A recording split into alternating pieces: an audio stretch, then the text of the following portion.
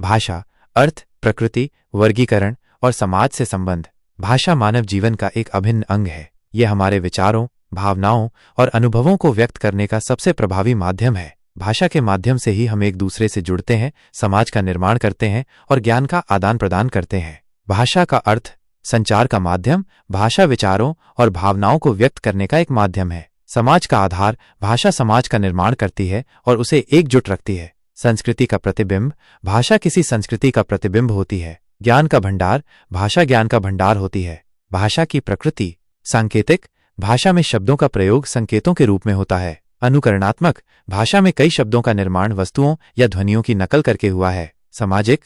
भाषा का विकास समाज में हुआ है और यह सामाजिक अंतःक्रिया का परिणाम है। गतिशील। भाषा समय के साथ बदलती रहती है। भाषा का वर्गीकरण। भाषा को विभिन्न आधारों पर वर्गीकृत किया जा सकता है, जैसे वंश वृक्ष के आधार पर इंडो यूरोपीय, द्रविड़ आदि। भौगोलिक आधार पर भारतीय, यूरोपीय आदि। सामाजिक आधार पर मानक भाषा, बोली आदि। भाषा और समाज का संबंध। भाषा और समाज का गहरा संबंध है। भाषा समाज को प्रभावित करती है और समाज भी भाषा को प्रभावित करता है। कुछ प्रमुख बिंदु निम्नलिखित हैं। समाज का निर्माण। भाषा के माध्यम से ही समाज का निर्माण होता है। सांस्कृतिक पहचान। भाषा किसी समूह की सांस्कृतिक पहचान को दर्शाती है। समाज में एकता। भाषा समाज में एकता और सामंजस्य कायम करती है। समाज में परिवर्तन। भाषा में होने वाले परिवर्तन समाज में भी परिवर्तन लाते हैं।